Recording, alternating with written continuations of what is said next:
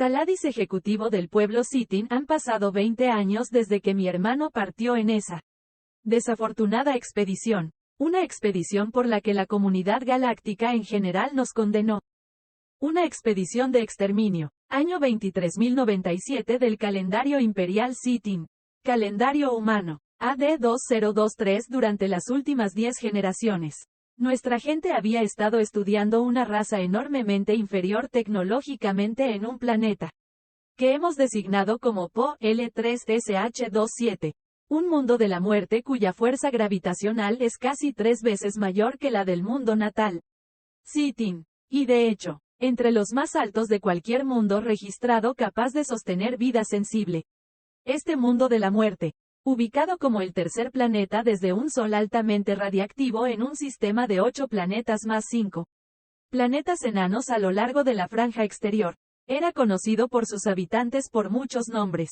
Tierra, Terra, Hogar, este viejo montón de rocas. En el espacio. De hecho, nuestros científicos se habían reído de lo ineficiente que era todo el sistema de estas personas sensibles, dando muchos nombres a un solo elemento o entidad. Algunas de sus especies incluso viven con frases completas como nombres, mientras que muchas solo tienen una palabra como nombre, como ocurre con nuestra gente. Incluso el nombre que le dan a su raza no está acordado entre su gente. La mayoría se llaman a sí mismos humanos, pero otros se llaman a sí mismos Ningen, Menschen, People, Terran y muchas otras palabras que son casi imposibles de pronunciar. La totalidad de la tierra seca sobre los lagos y mares salinos que cubren la mayor parte de la superficie del planeta, un recurso valioso sin duda, fue dividida en muchas facciones diferentes. Naciones, las llamaban, cada una de las cuales a menudo luchaba entre sí por los recursos, sin darse cuenta de la cantidad de recursos que se encuentran a solo unos pocos kilómetros bajo sus pies. Cuando empezamos a observar esta especie, estos humanos, no nos pareció prudente anunciar nuestro descubrimiento de esta especie sensible al Senado Galáctico, ya que estos humanos parecían preocuparse más por matarse unos a otros en algo que llamaron la Segunda Guerra Mundial que por respuesta a nuestros saludos. Sabíamos que tenían algún tipo de comunicación ya que lo presenciamos desde una órbita alta. Las órdenes de un viejo humano con lo que más tarde se describió como un pequeño bigote tonto, provenientes de lo más profundo de la Tierra, se llevaron a cabo en el otro lado del continente. En minutos. Era su método de comunicación tan inferior al nuestro que simplemente no podíamos comunicarnos con ellos. Después de eso, simplemente dejamos de intentar contactarlos. A lo largo de los años, observamos y aprendimos que estos humanos tenían una tendencia alarmante a luchar entre sí en guerras sangrientas y durante cada guerra. La ideología era diferente. Algunos lucharon por la liberación contra un régimen opresivo. Otros lucharon por la posesión de pequeños minerales claros, compuestos de átomos de carbono. Y otros lucharon por algún material negro y viscoso que fue extraído de la corteza del planeta. Los escaneos indican que esta sustancia es alguna forma de combustible fósil y la gente de la nación conocida como los Estados Unidos de América felizmente iría a la guerra por ella para poder manejar sus altamente ineficientes camiones y motocicletas ruidosas. Pero les temíamos. Habíamos visto con qué rapidez progresan en sus avances tecnológicos cuando están bajo presión o amenaza hostil. Temíamos lo que harían una vez que se liberaran de los confines de su mundo y se extendieran por la galaxia. Entonces, reunimos una pequeña flota de 1 barco capital mediano, 2 cruceros ligeros, 3 fragatas, 3 transportes de tropas, 7 barcos de suministro y 8 naves de reconocimiento. Ni siquiera nos molestamos en ocultar esto al Senado. Simplemente afirmamos que nuestras sondas habían descubierto una nueva ruta espacial hacia un sistema inexplorado en nuestras fronteras y queríamos estar seguros de que lo que había al otro lado no era una amenaza. El Senado aceptó esto. No fuimos los primeros en enviar una flota militar al espacio desconocido y esta flota no fue, ni mucho menos, la más grande, para mantenerse al día con la artimaña. Solo se reclutaron voluntarios para unirse a esta expedición. Entre ellos, el hermano menor que tenía alma para la aventura y el descubrimiento.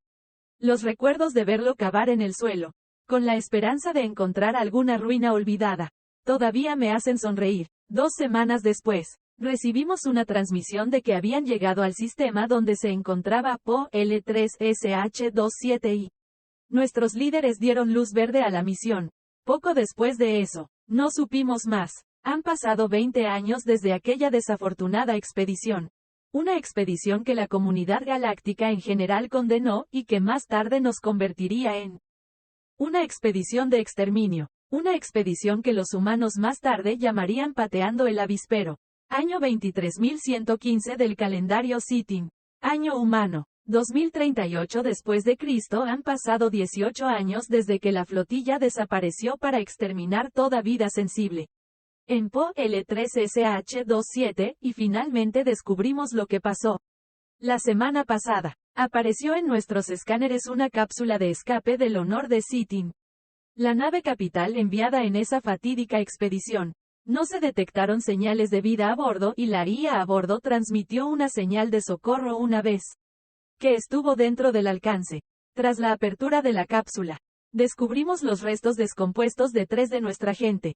Uno de ellos todavía agarrando un chip de datos en su mano ósea.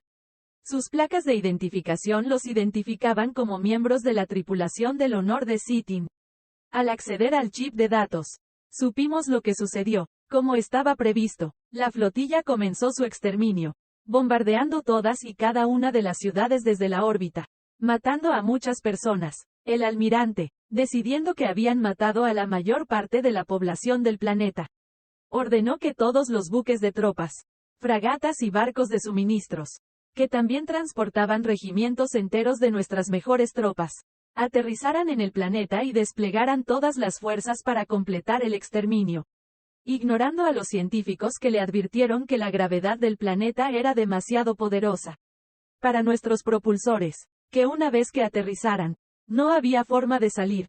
No pudieron contactarnos aquí en el espacio Sithin porque cuando pasaron por el planeta más grande del sistema, la radiación del Sol había dañado todos los dispositivos de comunicación de largo alcance.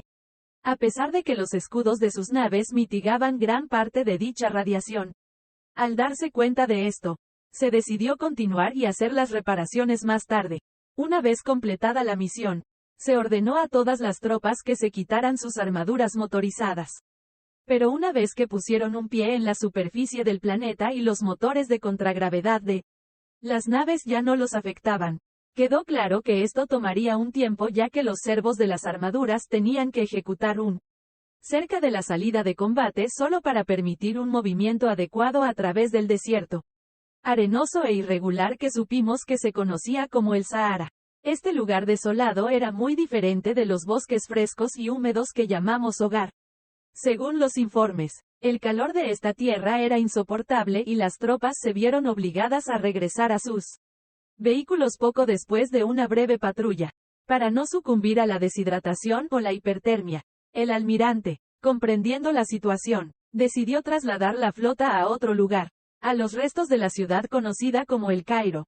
Afortunadamente, las naves que aterrizaron tenían suficiente potencia para flotar en el aire a unas pocas docenas de pies sobre la superficie, pero los propulsores iónicos fueron de poca utilidad en el desierto azotado por el viento y el viaje fue lento. Fueron necesarias casi 10 rotaciones de este planeta para que las naves llegaran al río conocido por los humanos como Nilo. Las grabaciones que siguieron fueron confusas. En un momento, nuestras tropas fueron asaltadas por humanos que empuñaban sus armas primitivas que de alguna manera lograron eludir nuestros escudos de energía, eliminando a decenas de nuestras tropas mientras nos resultaba difícil localizarlas. Nuestros sensores térmicos eran inútiles ya que las arenas que las rodeaban estaban en el temperatura igual o similar a la temperatura corporal de la escoria humana. La detección visual también fue inútil.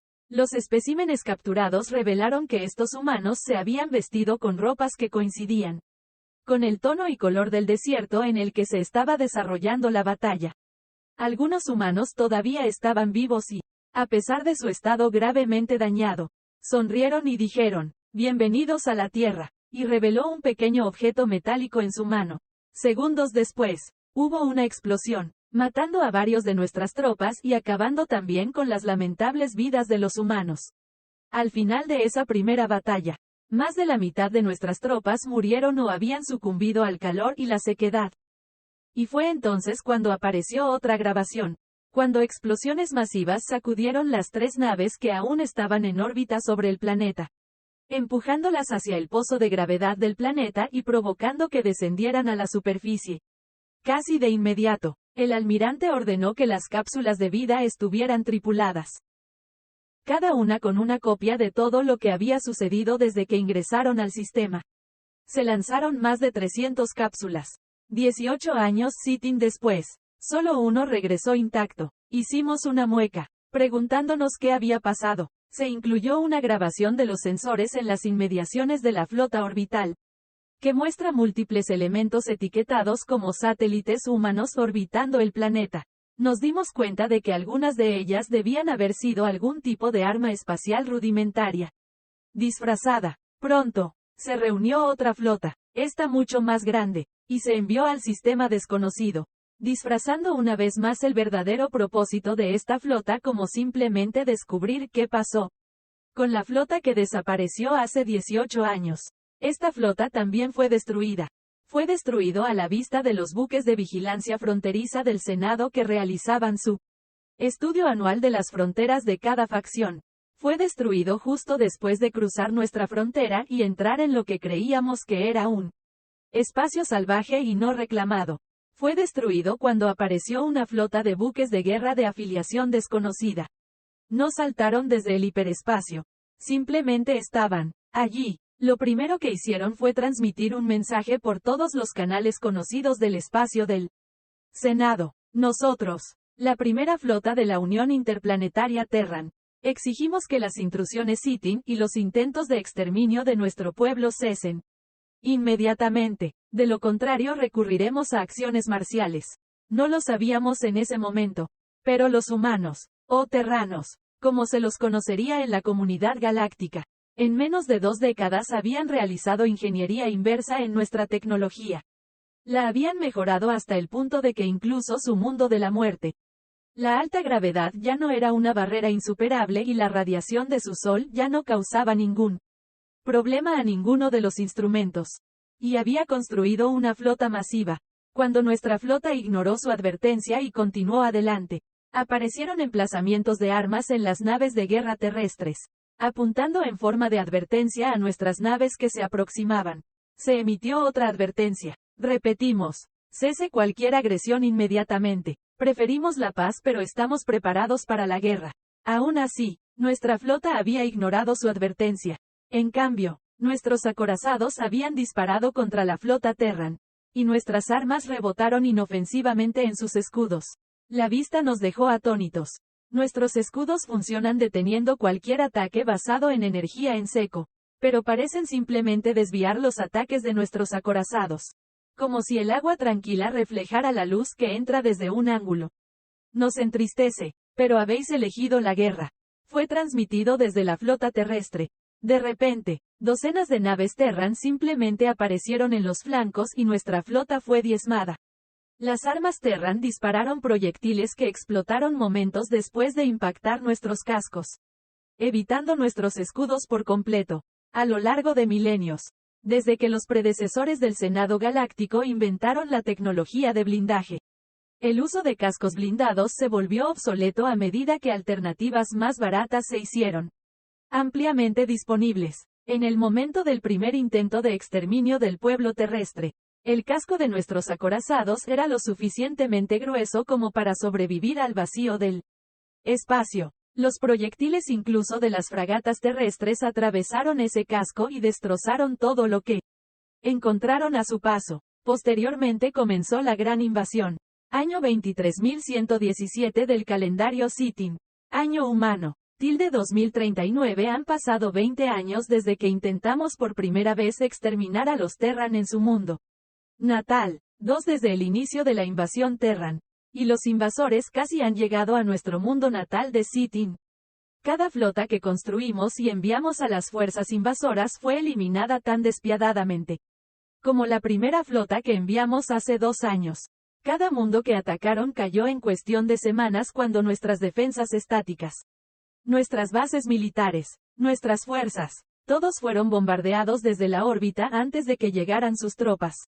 Empuñando su propia armadura potenciada, superior a la nuestra, permitiéndoles empuñar armas masivas capaces de destruir, incluso el más pesado de nuestros vehículos blindados.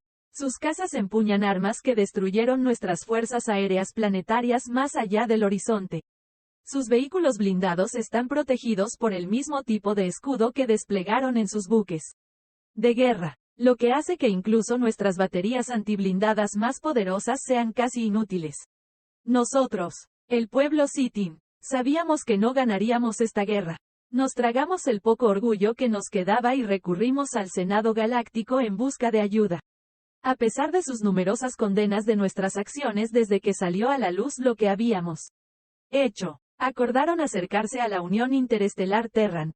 Casi de inmediato, la invasión cesó cuando los terranos acordaron un alto el fuego mientras nuestros diplomáticos negociaban con sus líderes. Fueron sorprendentemente indulgentes en sus demandas, considerando lo que les habíamos hecho en el pasado, exigiendo solo los recursos necesarios para reconstruir su mundo natal, Terra, y acordaron retirar sus fuerzas de nuestro territorio una vez que se completara la reconstrucción de Terra, así como liberar a los rehenes a nuestra gente. Nos sorprendió que aún quedara viva una pequeña colonia de nuestro pueblo después de todos estos años. Mi ira se desvaneció instantáneamente una vez que vi a mi hermano muerto entrar al recinto familiar, en el que no había puesto un pie durante 20 largos años. Nuestra amada madre colapsando en lágrimas y alegría al verlo, vivo y saludable, sonriendo como si acabara de regresar de la aventura de su vida. Resulta que, si bien los Terran pueden guardar rencor, tienen reglas estrictas de guerra, llamadas la Convención de Ginebra, que prohíben el trato inhumano a cualquiera que se rinda. Entre otras cosas, cuando los Terran se retiraron del último de nuestros planetas colonizados, viajé allí y conversé con uno de los almirantes a cargo y les pregunté por qué eran tan diferentes. Patearon el avispero cuando invadieron nuestra casa y masacraron a nuestra gente. Él dijo, pero como dijimos hace poco menos de 2 años, preferimos la paz pero estamos preparados para la guerra. Luego regresaron a su propio territorio. En los años siguientes, prosperarían y expandirían su propio territorio hacia un espacio salvaje e inexplorado. Pero fieles a su palabra, siempre prefirieron la paz, pero estaban dispuestos a la guerra.